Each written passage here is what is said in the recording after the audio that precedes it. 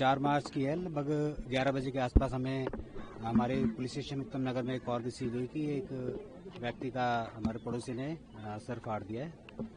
तो तुरंत ही PCR call पे हमारा स्टाफ मौके पे पहुंचा। इसके साथ साथ जो हमारी स्पेशलाइज टीम है, स्पेशल स्टाफ को हमने मौके पे पहुंचा। जाकर हमने वहां पे देखा कि दो पक्षों में झगड़ा हुआ है जो दो विभिन्न समुदाय से संबंधित है। तो एक पक्ष में 3 लोगों की चोट थी और दूसरे पक्ष की तरफ से 5 लोगों को चोट थी। तो तुरंत ही पीसीआर की गाड़ी और एम्बुलेंस के माध्यम से हमने उन्हें हॉस्पिटल पहुंचाया। तो इलाज के उपरांत सभी को वहीं से डिस्चार्ज कर दिया। केवल एक तरुण कुमार जिसकी उम्र 26 साल थी उसे हॉस्पिटल में एडमिट रखा। अगले दिन जो तरुण कुमार था उसका लगभग दोपहर के 12 के आसपास उसकी इंजरी की वजह से मृत्यु हो गई। क्योंकि केस सेंसिटिव था, तो उसमें झगड़ा था। हमने जो 4 तारीख था उसमें ऑलरेडी मुकदमा हमने culpable homicide not amounting to murder में ऑलरेडी केस गंभीर अपराध में हमने दर्ज कर लिया था। क्योंकि तरुण कुमार की नेक्स्ट डे क्योंकि इंजरी से मृत्यु हो गई, तो हमने इसमें जो हत्या था उसका भी उसमें धारा जोड़ दी।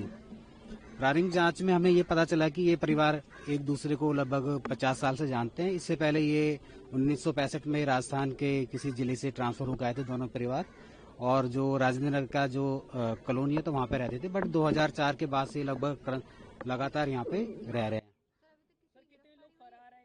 परिवार की तरफ से कहा गया है कि SC/ST एक्ट जो है वो नहीं लगाया गया है, पोस्को नहीं लगाया गया है, उस पर क्या आश्वासन दिया स्पेशल सीपी साहब? अच्छा, इसमें जो प्रारंभिक डे था, जो फर्स्ट डे था, क्योंकि हमने अपराध तुरंत ही रजिस्टर कर लिया था इसमें, तो तुरंत ही हमने 5 लोगों को अरेस्ट कर लिया था, जिसमें एक 17 साल का माइनर भी इंक्लूड था।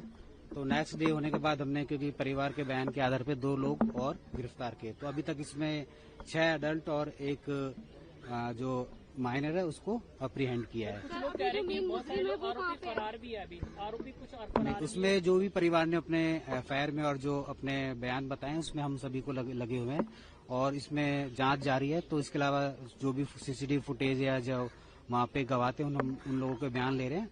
तो जो भी अपराधी होंगे उन पे डेफिनेटली जो कानून के हिसाब से निर्णय ले जाएगा। बवाल फैला, इसने अफवाह फैलाई या जो भी किया उसको भी क्या गिरफ्तार किया गया? उसका मुकदमा दर्ज है, क्या हुआ उसके साथ? अच्छा, ये जो ट्रिगर पॉइंट है, ट्रिगर पॉइंट बेसिकली ये रहा कि क्योंकि जो 4 मार्च की घटना थी उसमें एक 9 साल की बच्ची थी। तो क्योंकि रात की घटना लगभग 10:30 के आसपास की, तो उसमें एक अपने छत से बैलून फेंक दिया था जिसमें एक महिला थी। तो वो उसके ऊपर जाके गिरा। तो उसमें पहले बहस हुई दोनों परिवारों के बीच में, उसके बाद फिर ये मारपीट में आरंभ हो गई। तो अभी इस परिवार से हम, उस महिला से हम पूछताछ करेंगे और जो भी बयान होंगे उसके हिसाब से हम लोग एक्शन लेंगे। कितनी पुलिस है? उसको हम लोग अभी जांच कर रहे हैं इसमें। और हम लोग यहाँ पे नॉर्मल कब तक एक्सपेक्ट कर सकते हैं? क्योंकि सिचुएशन को देखते हमने यहाँ पे अपना पर्याप्त पुलिस बल लगाया हुआ है। इसमें हमारे लोकल पुलिस के साथ साथ हमने जो आउटर डिस्ट्रिक्ट है और वेस्ट डिस्ट्रिक्ट है वहाँ से भी स्टाफ मंगाया। इसके अलावा हमने RF हो गया, CRPF का हो गया, तो उसका भी स्टाफ हमने डिप्लॉय किया है। हमने पूरे एरिया को जोन में और सेक्टर में और सब सेक्टर में डिवाइड किया है, जहाँ हमने जोन में DCP और सेक्टर में ACP और सब सेक्टर में ASI और या ASI सब इंस्पेक्टर हमने लगाया। इसमें एक आरोप लग रहे हैं कि परिवार के द्वारा पुलिस को कॉल की गई थी लेकिन बहुत समय तक पुलिस नहीं पहुंच पाई। सो पास में ही जो है पुलिस बूथ भी है। इस आरोप पर आपका क्या कहना है? नहीं, इसमें ये आरोप बिल्कुल निराधार है। तो 11:09 के आसपास हमें कॉल रिसीव हुई है। जो हमारा सेंट्रल रूम जो भी शिकायतकर्ता होता है 112 नंबर पर कॉल करता है, तो कमांड रूम से कॉल आती है और तुरंत उस पर जो PCR की गाड़ी होती है या जो लोकल पुलिस स्टेशन होता है जो भी नियरेस्ट होता है तुरंत ही वहाँ पे पहुंच जाता है। तो ये आरोप ये ठीक नहीं है कि PCR जब भी तुरंत ही जैसे पुलिस को सूचना मिली तो पुलिस तुरंत ही मौके पे अवेलेबल थी। 11 बजे की आप घटना बता रहे हैं जिसमें बैलून फेंका गया, उसके बाद तरुण की मौत में कितना अंतर है? कितनी देर बाद मारा गया उसे?